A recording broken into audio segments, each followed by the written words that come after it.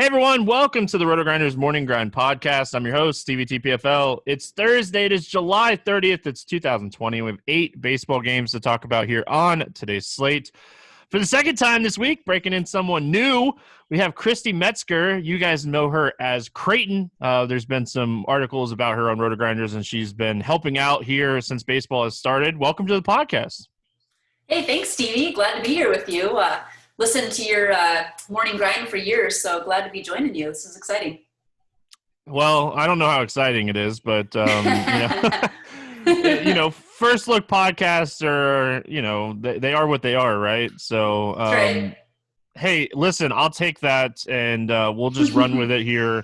It's an interesting slate. We have some pitching on the slate, a decent amount of games, and some gas cans as well. So, a lot to talk about when we break this one down. Yeah, absolutely. Well, let's get started. We start with the Yankees and the Orioles. We got J.A. Happ against John Means. Any interest here in Happ? I don't have a whole ton of interest in Hap, actually, to be honest with you. How about yourself?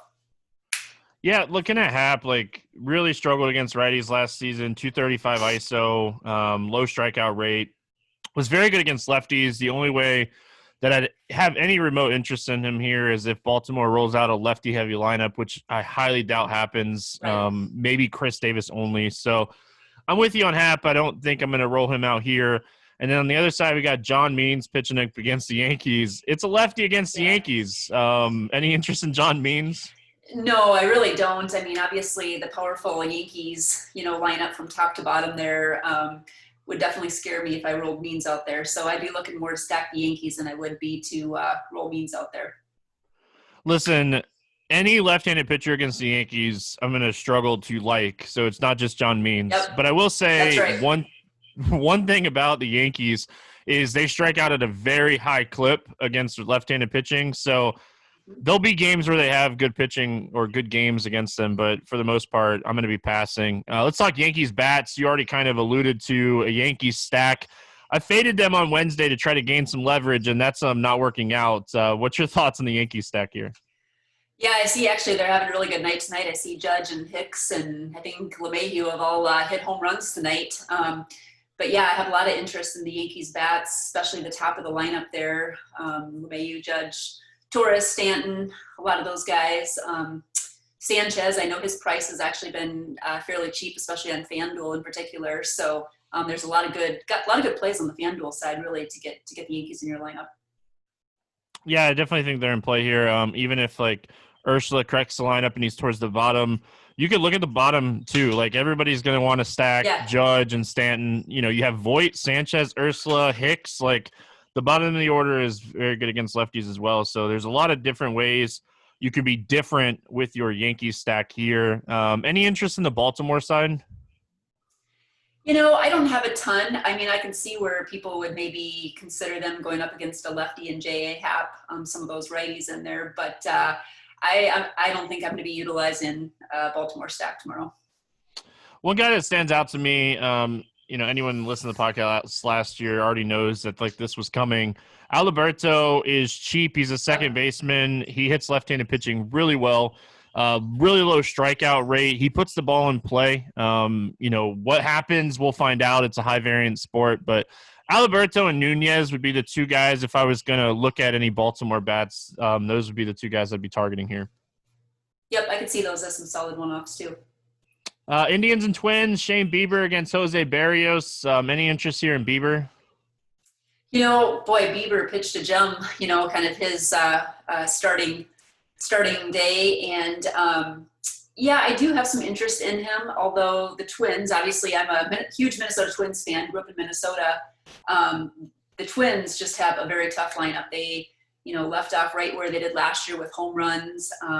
They've just been hitting, Nelson Cruz, Kepler. They all just have been hitting really, really well. So it would definitely scare me to put Bieber in there, although I do think he has the potential to do well against them. Listen, I've said it. I've planted my flag. I love the Twins this season. I love this lineup. I think they have a ton of upside. Shane Bieber is an elite arm, and he is an excellent tournament play on this slate because it is a tough matchup, and I don't think a lot of people will be playing him here, but we already saw the leash. Like, this guy went back out after 100 pitches. Yeah. So we already know what they're doing as far as Shane Bieber goes, as far as Cleveland goes. So tournament ceiling-wise, like, he has some of the highest ceiling on the slate. He's not safe by any means. Jose Barrios, the opposite end of the spectrum, right? He looked terrible in his opening day start. Any interest here in Barrios? No, I really don't. You're right. I did watch him too, and he looked terrible. I'd have to see him a little bit more and see him improve quite a bit before I would roll him out there, especially against Cleveland. I was on them the first couple of days that they played, and they didn't do well, but Cleveland has a very potent lineup too. Jose Ramirez getting hot. I know Lindor hasn't done much yet, but they certainly have a very tough lineup, and I think I'll be staying away from Barrios too. They don't strike out either. Like, you look at the top end of this order, like, even Jose Ramirez, who had kind of a down year last year, like, he still didn't strike out. So it's a tough matchup for Barrios. He's not – like, his stuff just didn't look like it was messing with the hitters or keeping them off balance at all. So I'm going to need to see – like, a strong start from Barrios before, like, I start rolling him out there. So I actually kind of like Cleveland here. I think they're a team that could potentially be low owned. What's your thoughts on the Indians? You know what? I actually do. They were a team that I kind of wrote down tonight too as definitely a team I have interest in. I think they make a great stack. I don't know what the popularity will be, being this is the first look and all, but definitely will be considering them for a stack. I don't think either one of these teams will be popular. I think the Yankees are going to be popular. The Red Sox are going to be popular. We could even potentially see, like, the Royals be popular again. So I think, like, Cleveland is a potential low-owned stack. I like it. Ramirez, Lindor, Santana, Reyes, and then you can either, take a shot with Johnson or Zimmer or get the leadoff hitter with Hernandez, who has stolen base upside as well. So the Twins, it's a tough matchup against Shane Bieber. Like I said, massive strikeout rate last season, walks hardly anybody. Do you have any interest in the Twins here? Yeah, I probably won't be utilizing the Twins. I've kind of said it. I'm probably going to have interested in the Twins most days for stacks, and I've been using them quite a bit already. I probably won't utilize them tomorrow, but they would certainly be a low-owned GPP stack, of course. Outside of wanting to stack the Twins on every slate, I really don't love them on this slate. You have to respect how good Bieber is. And listen, Ponce de Leon's making the Twins look bad. So I think Shane Bieber actually has a good chance. So Exactly. We move on. We got my Red Sox against the Mets. Martin Perez against Steven Matz. Any interest here in Perez? I really don't. He pitched for the Twins, so I've seen him pitch a little bit. I don't have a ton of interest in him. Yeah, like, he's going to be a guy that is not usually going to get blown up. Like, he didn't look good in his first start. And like the Mets, they still roll out lefties against left-handed pitching, and Martin Perez is really good against lefties, high ground ball rate, really low ISO. But outside of that, like, if they roll out 5-6 righties here, I just don't think you can play Perez. If they somehow roll out more lefties than righties and Alonso has the day off or something, maybe. And then you got Steven Matz on the other side of this game. And, man, the Red Sox have been terrible. As being a Red Sox fan, it's been hard to watch. But I still don't think I can roll the dice on, like, a Steven Matz. Yeah, I don't think I can either because, they're bound to get hot. JD Martinez and Bogarts and a lot of their right-handed, lineup too. I think once they get hot and they have the potential to do so against Matz, although he did pitch well against Atlanta when he started out, I think he had 7 strikeouts or something like that. But I do think, your Red Sox are going to get potential to get hot, and I would rather bet on them than I would on Matz. Yeah, Xander might not be in the lineup. He wasn't in the lineup Wednesday, dealing with a little bit of, like, soreness. So maybe a day off will help him. Who knows? But as far as the Red Sox bats go, Peraza is going to bat leadoff. He's cheap across the industry. He's a very high contact hitter. JDE is one of the best top 3 probably against left-handed pitching in baseball. Pilar is there. Vasquez is catching. Like Chavez, like they have right-handed bats that can hit left-handed pitching. Mm-hmm. So they're going to be. I feel like they're going to be kind of popular on the slate. Right. We all want to stack the Red Sox because we know the ceiling that they're capable of, and then you like start looking like Pilar is 3K. Like some of these guys are just. Yeah. Chavez is 2,300 at second base. Like it's just crazy. Yeah, you're exactly right. And that's what I like about him too, is you can get a Peraza or Pilar, some of those guys real cheap and then mix them in with JD Martinez and Devers. And yeah, you can get a lot going there and still get a really good solid pitcher. I can't believe the pricing on some of these guys. Like I know. I don't ever look at pricing until we get going. And like Peraza is 2,300 and he's probably going to bat leadoff. Like it's just crazy how cheap the Red Sox stack is. They're going to be very, very popular on the slate. Yes, they will. Any interest in the Mets bats? I don't have a lot of interest in the Mets. Like you said, I mean, Martin Perez, he can do all right. He can come out and pitch an okay game and whatnot, but I'm probably not going to be looking at too many of the players on the Mets side. How about you? Yeah, I think Pete Alonso always in play, especially against the lefty. Really high strikeout rate against lefties last season, but Perez is not a big K guy, so Alonso definitely fits the bill as a top option here. J.D. Davis is another guy that has power against lefties. And, we know how good Cespedes is, against lefties as well, and Cespedes is 3,800, so I could see maybe rolling a 3-man stack for the Mets, but this game has one of the highest totals on the slate, so it's going to be a very popular game, and the pricing is it's way off on this game. Yeah, it is.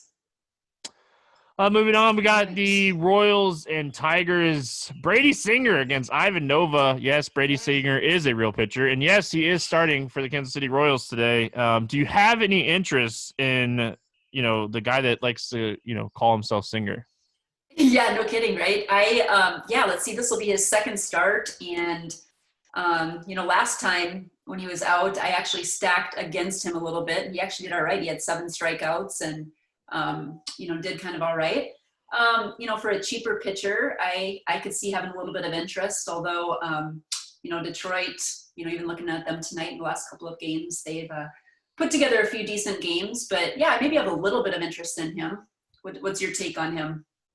He threw a lot of strikes. He didn't his swinging strike rate wasn't great, but I say that it was 17.5%. That's fantastic for one start. So don't let me say it's not great. But the thing that concerns me, he started last season at Double-A. This guy is really, really young. This guy was drafted in 2018. He's a top 5 prospect for the Royals. He's the real deal. The xFIP was real in that first start. He induced ground balls. He gets a cupcake matchup here with Detroit, and he is pretty cheap across the industry. I actually think he is SP2 playable, and I might end up playing him at SP2 in cash games. Didn't realize the Red Sox were that cheap, and you could do whatever you want with them guys, right. But he's a fantastic option. He threw a lot of strikes. The slider looks legit. I like him here. Yeah, exactly. No, I think he's definitely an interesting, like you said, an SP2 pitcher, and yeah, I wouldn't be afraid to throw him out in cash games on DraftKings as well. Yeah, and the other thing to note is when you're looking at batted ball data for the Tigers, they're terrible against sliders, and this kid's going to throw a slider a lot. So that's another reason that I was kind of looking at it before we got started here. Ivan Nova on the other side, he throws puffballs. I can hit off Ivan Nova. I really feel confident that I can hit off Ivan Nova. I'm not playing him, by the way. No, exactly. No, definitely not playing Ivan Nova. That's for sure. Let's talk Royals bats. They were pretty popular on Wednesday because they were cheap. They had a decent matchup. Here's the thing. They're cheap again. Soler. Whit Merrifield's the most expensive guy at 4,100. Again, it seems like a lot of these stacks, potential value plays in good matchups are cheap. And, you can play Mondesi for 3,300 against Ivan Nova. Right. Yeah, exactly. I mean, and we've seen Kansas City, the last couple of slates do really, really well. They've got some power there, like you said, with Merrifield and Mondesi and even Maikel Franco has done really well too, and had a 2 home run game, I believe, here a couple of days ago too. So they could make a very cheap stack in there as well. Yeah, like honestly, I'm probably going to roll out like a 3-3 type of stack today. There's just so much value. It's crazy how much value is. You can play anybody you want. So sorry, Blender, but you can definitely play who you want today. Any Detroit interest? No, I'm not going to have any Detroit interest today. Like you said, Brady is one of their top prospects, and we both have interest in playing him potentially as an SP2. So I don't have a lot of interest in Detroit today. Like I had some interest in Detroit for today's games.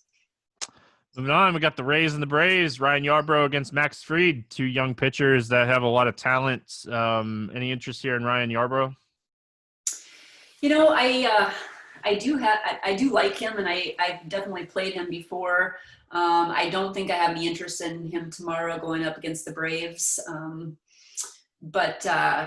He's a pitcher that I've definitely used before and not afraid to use him, but I think I'll stay away from him going against Acuna and some of the power hitters on the Braves. Yeah, the Atlanta Braves were one of the best teams in baseball against left-handed pitching last season. Obviously, Josh Donaldson's not here anymore, but Adam Duvall is going to be in the lineup. He is very good against lefties. Riley is very good against lefties. So I don't see myself using Yarbrough here. I will use him a bunch this season. I do think he's talented. Max Fried on the other side, I probably will end up playing way too much of him on this slate because I believe in the Braves young pitchers way too much. But like outside of Renfroe, maybe Jose Martinez scares you a little bit, but like this bottom of the order, Fried should breeze through the bottom of the order. Yeah, no, I agree on that. Yeah, there's maybe just a couple of hitters, Renfroe being the most one to be scared of, but otherwise he does have a decent shot of having a good game tomorrow going up against Tampa Bay.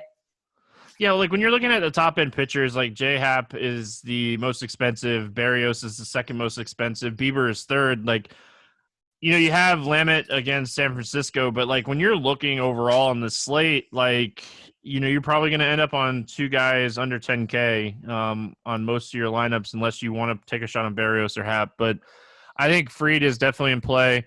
Always worry about the pitch count. It's a young pitcher. It's the Atlanta Braves. You always have to worry about that. But like he looked really good in his first starts, and that was against the Mets. I think this is a little bit better matchup too. Just has to get through that front part of the Rays lineup here. Yeah, exactly. Yeah, I think he had 5 strikeouts last game too. So yeah, I think he definitely makes for a good play. I hope so. Like I said, I'm going to play way too much. Any interest in the Rays bats? No, I don't think so. I don't have any. I have a lot of interest in other teams, so I don't think I'll be using any really for one-offs either. So not for tomorrow. I really hope when Hunter Renfroe hits a home run that it's only a solo shot. Yeah, he's the one to be scared of.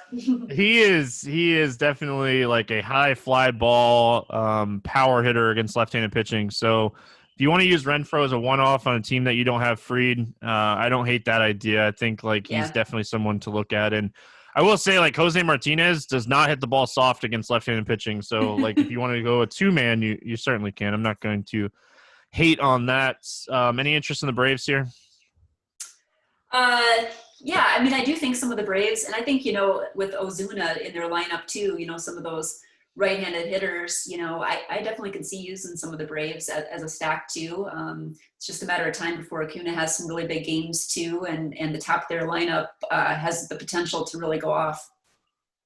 Yeah, I think honestly, when you're looking at like the Braves here, because they're expensive, they actually could potentially be contrarian. Yes. Yeah, most definitely. Like, you just look at it and like, all right, I really think that, you look at the Braves and Adam Duvall's kind of priced up, Ozuna's priced up, Acuna's priced up. Like, I'm actually happy that Atlanta's priced up here because that might potentially make them contrarian. I like Albies. Oh, yeah. So yeah, I really like the Braves stack here. Again, I like Yarbrough. I think he's a good pitcher. I just think the Braves make for a good contrarian stack on the slate. Yep, definitely agree. Definitely agree on that. We're gonna find somebody. You go to this next game. You have the Dodgers and the Diamondbacks. Ross Stripling against Robbie Ray. Any interest here in Stripling? I really don't. He's not someone that I'm looking at for a pitcher tomorrow. I do think that, Arizona, does have some talent in their lineup. They're not someone I've really stacked much this year so far, but I think that they have some potential to have some good games coming ahead of them. Yeah, I think Stripling is in play. Okay. He has 25% K rate last season. It's a tougher matchup, like on paper. And Arizona doesn't strike out the most, but again, when we're looking at pitchers on the slate, we're looking at like the top end options. I don't really like Hap. I don't really like Barrios. I think Bieber. The more I look at Bieber, the more I'm interested in Bieber. But we have Dylan Bundy coming up. Yep. Like, there's just a bunch of like questionable options, and I think Stripling's Yep. another one of those questionable options. Yeah, no, he definitely is. He's not someone that I usually target a whole lot of, but I can definitely see why you would. He is probably one of the, higher upside pitchers. Last game too, he had 7 strikeouts. He pitched 7 innings. So, I mean, he's definitely in there. I think as we're talking through this too, I'm kind of like you, maybe have a little bit more interest in Bieber on the high upside guys so far. And then Robbie Ray on the other side. Robbie Ray is a 30% K rate guy, like 31%, good swinging strike rate. He puts together good games every once in a while, but like you look at his overall numbers and he gives up a lot of hard contact and a lot of fly balls. Any interest here in Robbie Ray? No, I'm not going to be playing Robbie Ray. I have more interest in the Dodgers. I mean, I utilize them as stacks quite often and wouldn't be afraid to put them out there. I mean, you've got Mookie Betts leading off and Turner and even some of the lefties in Muncy and Bellinger. They've got a strong lineup, and I'd rather stack against Ray than I would use him. Well, I stack the Dodgers every day. It seems like the Dodgers and the Twins, like, yeah, I know. You could almost bet on Stevie having one of those stacks out there. But yeah, like I think that the Dodgers are very interesting. If you're playing 150 teams and you want to be a little bit different at pitcher, I do think Robbie Ray is a option at 150 teams because he is a guy that could go out and get like 8+ strikeouts. And he's 7,100. Not that pricing matters on this slate. As far as hitters go, you talked a lot about the Dodgers already. Kiki Hernandez, if he cracks the lineup, he profiles really well against Robbie Ray. So he's another guy that I really like. And I like the stack. I hope they kind of give some of these guys a day off and we get these righties in there. So I like the Dodgers with you on that one. I'm kind of on the fence about the Diamondbacks here. Do you have any interest in Arizona? I'm not planning on playing them tomorrow. No, I really don't. There's so many other stacks that I like that I would rather use the Dodgers as maybe a little bit of an under-owned stack than I would Arizona. Yeah, I don't think I'll be using Arizona here. I don't love it. Moving on, we got the Rays. Or I already said that one. My bad. Mariners and Angels. Marco Gonzalez against Dylan Bundy. Any interest here in Gonzalez? No, I don't. I do not have any interest in Gonzalez. I mean, I would rather roll out a Angel stack there against him. I mean, they obviously have a strong lineup there, so won't be playing any Gonzalez. Yeah, a pitcher that doesn't strike anyone out against a team that doesn't really strike out, not going to really pique my interest here. I don't have any interest in Gonzalez. Dylan Bundy on the other side, like he is slightly interesting. Like this guy had a massive K rate against righties last season. Yes. Don't know what to expect when you're playing Dylan Bundy. You really don't. And, he started against Oakland, and I actually had some interest in Oakland, but, I mean, he handled them very easily, had 7 strikeouts. And so, like you said, you never know what you get, but I could see him handling the Seattle lineup pretty easily and him being a decent play for a pitcher. I know, like on FanDuel, he's priced similarly to a Stripling. I believe they're a couple $100 apart at $8,200. So, yeah, he has some potential as a pitcher. Yeah, like on this slate, I think like these fringe strikeout guys are in play. Because especially when you look at like the Seattle lineup, like Long strikes out a lot, Lewis strikes out a lot, Nola strikes out a lot. If Vogelbach's in there, it's a strikeout or a home run. Like it's a lot of strikeouts here. Any interest in the Mariners bats? No interest in the Mariners bats at all. No, won't be using those those guys. Yeah, like I'm a sucker for Vogelbach, but I've watched some of his at-bats already this season. He is not looking too good. The Angels, it's Mike Trout against the lefty, Anthony Rendon against the I lefty. know. Like, it's juicy spots here. It's a juicy spot. I was going to say they were definitely someone that I had highlighted before we came on the show tonight. Yeah, I definitely will be rolling out an Angel stack for sure. Like you said, you've got Trout and Rendon and, Upton, and I see a lot of potential there, and I could see that being a, fairly high scoring game on the Angel side. Yeah, I think like this is definitely a stack we're looking at. Not the greatest ballpark in the world, but I can get behind the matchup in the Seattle bullpen. So we finish it out here with the Padres and the Giants. Dinelson Lamet against Kevin Gausman. Oh man, Kevin Gausman back in our lives. Any interest here in Lamet?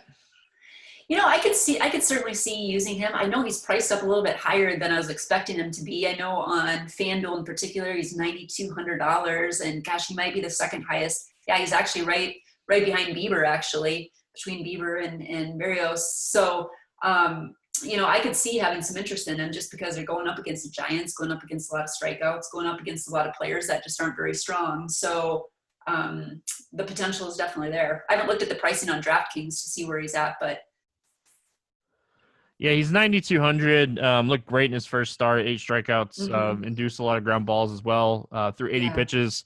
I was actually shocked that he was going to throw 80 pitches. I thought they would be a little bit careful. Like, this is a dude that came back from Tommy John last season. So he's probably my favorite pitcher on the slate. You look at the matchup and matchup-wise, like who beat you for the Giants? Yaz? Yeah. Sandoval maybe? Like this is a matchup that I want to target Lamet. Like he's my SP1 here. I think he's the best matchup on the slate, and I do think Bieber has more ceiling, but the matchup is definitely Lamet's.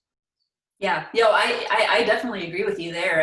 I think, like I said, it's surprising to see him as one of the higher priced guys, but he's got a great matchup, and he definitely deserves it. Deserves to be in the conversation. Kevin Gausman. Man, oh man. Like Kevin Gausman, for anybody that's been playing DFS for years now, like this might be a guy that's like you've gotten right in the past, and you've definitely got him wrong. That's for sure. Do you have any interest here in Gausman? No, I really don't. I mean, the Padres actually, have a pretty potent lineup, with Tatis and, Machado and some of those guys. I've got Tommy Pham for them this year. So, I definitely have more interest in San Diego and won't be considering Gausman for tomorrow. Yeah, he's going to be in like that long relief role. And they didn't even let him he threw 60 pitches in his first start. So there's a lot of reason to go elsewhere on the slate. Anderson is going to open this game, which means you get at least one at bat for Tatis and Machado against a soft toss and lefty. So I kind of like, potentially looking at some of these Padres bats here. Yeah, I do too. I mean, I San Diego is kind of a team that I had my eye on even before the season started as someone or a stack that I would probably be utilizing just because of the power that they have, and definitely would have some interest in them tomorrow for sure. Shout out to Derek Carty on Grinders Live on Wednesday. He was talking about how because San Francisco has the openings in right field, the gate kind of closed and blocked off from people not being able to just walk up and watch the game from outside, that the ball is actually flying out of this ballpark. So it's definitely something to note. We'll have to see. The Padres are obviously interesting. Their game is just now getting started on Wednesday as we're recording this. So it'll be interesting to see, how that really plays out over the next couple weeks for the Giants, because we typically don't want to play batters in this ballpark. So shout out to Carty, Stinky Carty. Just kidding. Everyone knows I mess with Carty. Any interest in the Giants bats here? No interest at all. And in fact, it's kind of nice just to talk through this and talk through the slate, the night before, because, the more I'm thinking about it, looking at some of the numbers and everything, I think you're exactly right. I think Lamet is really one of the best top pitching options out there. And so, yeah, absolutely no interest in the Giants tomorrow. I will have a couple Lamette Bieber teams tomorrow. That is for sure. Because if you're chasing the ceiling, those are the guys. Let's play the morning grind game, and then we'll get out of here. We're going to start over or under 8K to get 6 or more strikeouts. I think we have a few options here to do that. Okay, so you do DraftKings or FanDuel or both? Or? DraftKings, yep. DraftKings, okay. Let's see, under 8K. I would say, if you want to go first while I'm... I would probably go with Robbie Ray. Like boom bust, Robbie Ray would be my guy. He's either going to get a good game and have the 6 strikeouts or get rocked. Okay, and I will say under 8K, I will say, I'll go with Brady Singer. I'll go out on a limb. Go with the new guy. No, I like that. He was going to be the guy, but I was trying to be nice. Over 8K to score under 15. Who's your bust expensive pitcher today? Yeah, my bust pitcher, I think I'm going to go with Barrios. I think with him struggling early on, I just don't feel confident what he's thrown out there yet. Well, we're going to go brave because we're going to say the top 2 pitchers price-wise on the slate because I'm going to go J-Hap. I do not like J-Hap here against Baltimore. Could he beat me? Like sure, he could beat me. It's Baltimore. They stink most of the time, but I hope that he just doesn't. Who's your expensive home run today? Anybody over 4K to hit a home run? Anybody over 4K for a home run? Got to go Mike Trout, right? I mean, he's just in the perfect matchup. Going against Gonzalez. All right. Trout for the second straight day. Hopefully, we'll see how it plays out. I always try to look for like people that I like that are like super off the board, but This guy owes me from the other day. I'm going JD Martinez. I know it's chalky. It's fine. Don't care. He owes me. I'm gonna cash my JD Martinez owes me home run. Under 4K to get 2 hits. There's a ton of options that are cheap today. Anybody standing out to you to get 2 bases today? 2 bases today under 4K. Let's see here. I'm going to go under 4K. I'm keeping, since I kind of like the Angel stack, I think I'm going to go Upton to get a couple of hits tomorrow. I know he's under 4K and pretty cheap on DK. All right, J up. I like that one. I'm going to go all the way to the bottom. Just keep scrolling, and you'll find him eventually. Jose Peraza batting leadoff for the Red Sox. Oh, I like it. I like it. He's like 2,300. 2 hits from 2,300 would be fantastic. So give me a stack to score 6 or more runs on the slate. I'm really high on the Angels. Let's go Angels. I've kind of kept with the theme of that with some of the hitters I've picked there. So let's go Angels. I'm going to go Kansas City Royals. I like the Royals a lot on this slate. I'm hoping that, with the Red Sox and the Yankees and some of these other teams, I just hope the Royals slightly under-owned. I don't need them to be like off the board 3% or whatever. I just need them to be slightly under-owned. We don't have a ton of lines out right now. Is there an over-under or against the spread pick that you're looking at here that you like? Yeah, let's see here. We're recording earlier than we usually do. There's not a lot out, are there? No, not a ton out right now. Red Sox are at 9.5. Indians are at 8.5. Rays and Braves are at 8.5. Royals at 10. Yankees at 10.5. And Dodgers at 9.5. And the Angels are at 9. That line just came out. The line just came out? Okay. Yeah. I'd say the over on that. All right. Over on the Angels. Full on Angels today. Full on Angels. And I'm not even an Angels fan, but it feels like things are lining up for the Angels. Let's see. I'm going to take – I think the Mets and the Red Sox game is going to go over. I'm going to take over 9.5 in that game. That was the other one I was considering. So, yep, that's a good call. All right. We will have another morning grind game in the Morning Grind League over there on DraftKings. It's been filling each and every day. Congratulations to the Tuesday winner, Gavender25. Awesome to see. with a 110 score. It was a pretty low-scoring day on Tuesday. The contest for Wednesday is going. I will post the contest link in the comment section on the RotoGrinders Morning Grind podcast page on RotoGrinders. So if you want to jump into that, make sure you're doing that. It's like a $3 buy-in. We've been doing 75 entries. It's starting to fill earlier and earlier. If we fill it before like 5 o'clock, I'll make it 100, and we'll keep growing it. So Christy, it's been fun. It's, breaking you in here. Absolutely. Next time I'll make sure I send you the morning grind game ahead of time so I don't. Oh, that's all right. That's all right. No, it's good to be put on the spot anyways. And so it's been a pleasure. Thanks for having me on. All right, that's going to wrap it up here for Thursday. We'll be back tomorrow talking some more baseball. I know we got a lot of basketball stuff going on. Andy Means has his course plays. All that stuff is up on RotoGrinders. Make sure you're checking out the Core 4. Also, wanted to note that there will be an NBA Morning Grind podcast on Friday. It will not be me hosting, but we will have a podcast for baseball and basketball until basketball season ends. So that'll be fun. So that's going to wrap it up. Hope everyone has an awesome Thursday. We'll be back Friday. Good luck in your contest, and we'll see you then.